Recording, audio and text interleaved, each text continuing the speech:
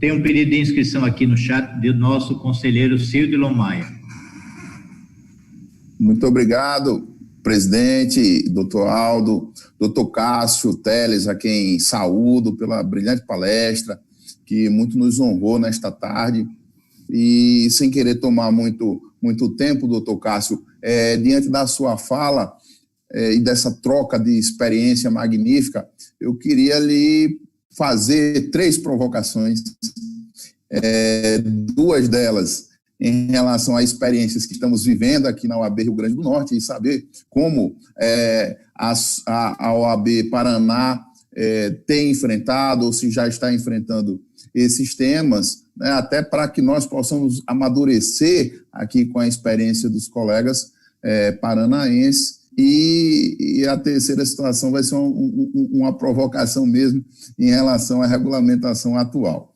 Pois bem, os 2 temas iniciais, doutor Cássio, dizem respeito a 2 inovações que aqui no nosso Conselho Estadual nós temos debatido e temos avançado bastante nos últimos meses.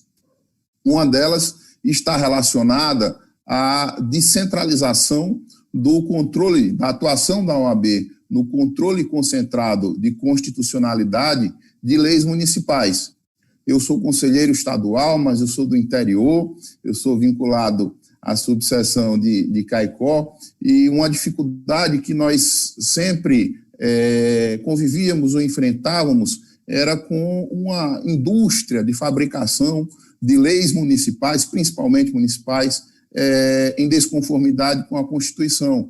E o nosso conselho, que até pouco tempo, até pouco mais de um mês atrás, mantinha apenas uma comissão para cuidar da atuação da OAB no controle de constitucionalidade, e que esta comissão era direcionada tanto para leis estaduais quanto para leis municipais. Agora nós criamos uma segunda comissão com a especificidade de cuidar do processo legislativo e da atuação da OAB no controle de constitucionalidade apenas das leis municipais. Particularmente nós, basicamente com isso, nós interiorizamos essa atuação da OAB, até porque a comissão dessa Constituição, a composição dessa comissão, ela tem cadeira reservada para membros de todas as subsecções do estado do Rio Grande do Norte. Eu queria saber do senhor se vocês têm alguma experiência semelhante de descentralização desse tipo de controle em relação às leis municipais. A segunda troca de experiência aqui em relação ao OAB Rio Grande do Norte, o senhor falou de inovação, isso é muito empolgante, é um projeto de regulamentação do acordo de não persecução penal no âmbito dos processos ético-disciplinares aqui na OAB. Nós temos um projeto em tramitação, já tivemos audiência pública realizada e estamos com a votação deste projeto agendada para o início de setembro. Eu gostaria de saber da experiência da OAB Paraná. E o terceiro ponto, e aqui é uma provocação mesmo, quando o senhor falou de tecnologia, falou dessa coisa do advogado correspondente, que vai deixar de existir, e tivemos essa aceleração em relação à videoconferência. Eu tenho um registro de que eu moro numa cidade que é vizinha ao estado da Paraíba. Advogo há 15 anos e nunca extrapolei o número de 5 ações propostas no estado da Paraíba por ano. Sempre fico ali próximo das 4, mas nunca chego ao limite para inscrição suplementar. Mas agora, com pandemia, com a mudança da comunicação, com essa série de situações, acredito que esse ano extrapolar o dobro do número de ações previstas para o estado vizinho vai acontecer só numa tarde. E não só em relação a ele, apesar de advogar muito pouco na região sul, mas devo extrapolar também em relação a Santa Catarina e mais 5 ou 6 estados esse ano. Então, a minha provocação será que já não está na hora de repensarmos a regra do limite de números de ações para fins de se exigir inscrição suplementar ou mesmo de se criar uma espécie de inscrição ou de contribuição nacional, que com uma inscrição só o advogado já possa atuar em todos os estados da federação, sem precisar se inscrever de forma suplementar em cada estado. Então, são essas as considerações, doutor Cássio. Muito obrigado pela sua atenção. Bom, eu agradeço muito a você, Cidilon. Aí, agradeço, assim, todas as tuas observações. Primeiramente, eu quero dizer que eu aprendi com você, tá? Você falou assim que nós teríamos aí uma experiência para te passar, mas você já me deu uma ideia aqui, porque eu não tenho essa comissão e eu adorei essa tua ideia, sabe? Porque realmente eu acredito que essa questão da defesa da constitucionalidade das leis, que também envolve o nosso compromisso com a legalidade, ela é muito importante, né? E nós sabemos que em municípios menores, às vezes, uma falta de uma assessoria mais presente, uma assessoria jurídica mais presente, acabam acontecendo essas normas que violam a Constituição. Nós não temos aqui, nós só temos a Comissão de Estudos Constitucionais, que atua em nível estadual, e temos uma procuradoria, eu dividi as procuradorias aqui dentro da instituição, né? Então, hoje nós temos a Procuradoria de Fiscalização, a Procuradoria de Prerrogativas, a Procuradoria que trata das questões relativas a mandado de segurança, exame de ordem, e temos uma Procuradoria que eu chamaria de assuntos institucionais, que trata dessas questões de inconstitucionalidade de leis, questões tributárias que envolvem também violação de legislação, né? Então, a gente só tem essa estrutura diferenciada no nosso corpo de servidores. Mas nas comissões eu não tenho essa ideia e eu gostei da tua ideia, eu vou copiar aqui, tá? Se você me permitir aí, vou copiar aqui no Paraná. Gostei dessa de integrar com representantes das subseções, né? Achei bem bacana isso.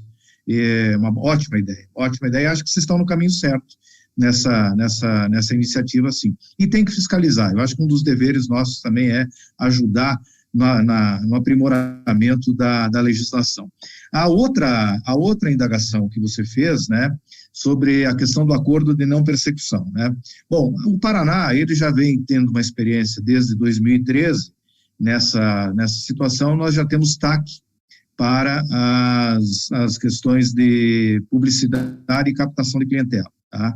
Então, a gente faz TAC desde aquela época, isso tem dado um ótimo resultado, porque o que acontece? Captação e publicidade abusiva, todos nós sabemos. Se você demorar muito para agir, e os nossos processos, via de regra, demoram, a pessoa vai fazendo.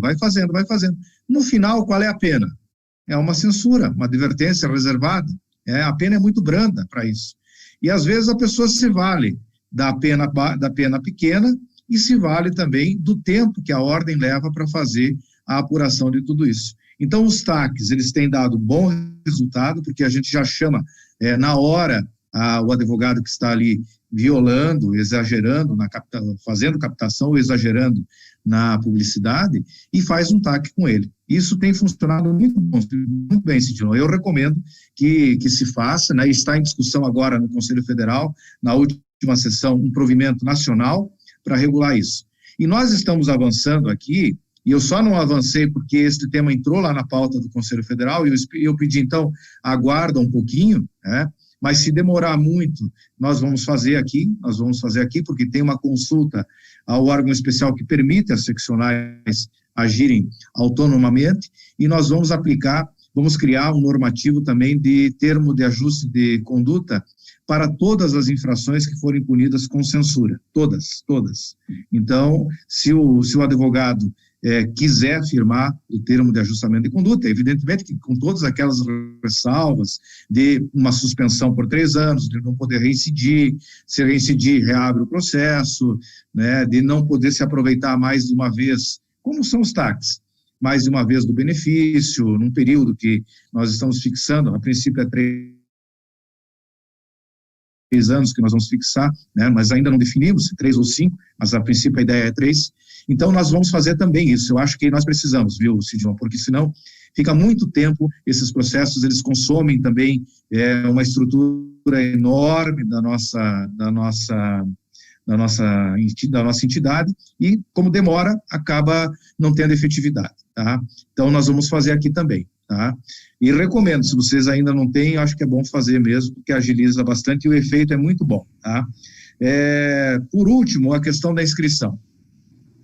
Nós tivemos um precedente há umas 3 sessões, eu acho, né, Aldo, do Conselho Federal, que liberou para os procuradores federais a inscrição única. Então, eles não precisam mais fazer inscrição suplementar, por conta desse argumento de que o procurador, ora ele está atuando no Paraná, ora ele está atuando no Mato Grosso do Sul, ora no Amazonas, e às vezes ele vai compor uma força-tarefa em uma outra unidade, e aí ficar se inscrevendo em todas elas tornaria inviável. Isso gerou um debate. Foi lá no Rio de Janeiro, eu levantei exatamente essa questão. Eu falei, bom, mas se nós vamos dar esse benefício ao advogado público, por que não dar ao advogado privado? Porque aí você tem que ter uma igualdade de tratamento, você tem que ter uma simetria, né? E eu acho que hoje, mais do que nunca, com toda essa possibilidade de advogar onde for, processo eletrônico, audiência virtual, hoje você não está mais circunscrito ao estado do Rio Grande do Norte, né? É lógico que nós vamos ter que repensar tudo isso, né? O que ainda me leva, assim, a ter um pouquinho de, vamos dizer assim, um certo freio, né, para não ainda defender totalmente essa medida, tá? É que eu tenho uma concepção do sistema OAB que, para mim, o Conselho Federal, ele é uma federação de seccionais.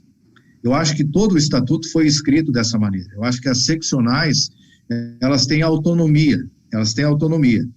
E o Conselho Federal, ele, portanto, é uma federação. E tem uma grande diferença em você pensar assim, né? Por quê? Porque se é uma federação, são as seccionais que formam o Conselho Federal, e não o Conselho Federal que forma as seccionais, né? E isso é algo que nós vemos rotineiramente no nosso sistema, por exemplo, na composição do Conselho Federal. O voto é de bancada, todos os votos valem a mesma coisa, uma seccional menor tem o mesmo peso que tem uma seccional maior, né? Então, nós trabalhamos muito com esse critério de Conselho Federal ser uma federação de seccionais e com autonomia de seccionais. E me parece que isso não mudou ainda, entende? Eu acho que ainda deve ser compreendido dessa maneira.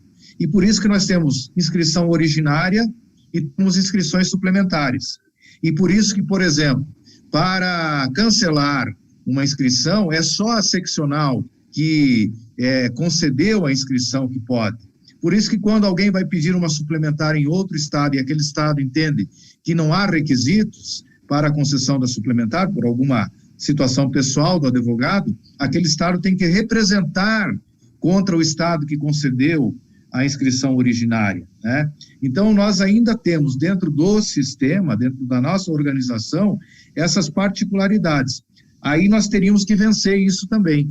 E eu vou falar para vocês, embora eu esteja numa seccional maior, né, e agora nós estamos aí discutindo voto direto também, né, toda essa discussão, me parece que o sistema funciona melhor sendo federativo, entendeu? Eu acho que é melhor a formação do sistema federativo, né? E diferente até do que aprovaram aqui no nosso Conselho Seccional, que nós já aprovamos voto direto, né? E na última sessão, o voto direto por cabeça, ou seja, cada eleitor, cada advogado vale um voto no contexto geral. Eu defendo o contrário. Eu acho que, mesmo numa eleição direta, nós temos que ter o respeito à federação, tá? E aí cada seccional vai valer um voto. Então, Sidilon, eu acho que nós estamos próximos, sim, dessa mudança. Eu acho que tem muitos bons argumentos para mudar isso. Eu acho que o precedente da advocacia pública inaugurou essa mudança, tá? Essa possibilidade de mudança, mas eu acho que nós temos que só estudar muito bem para não desfigurar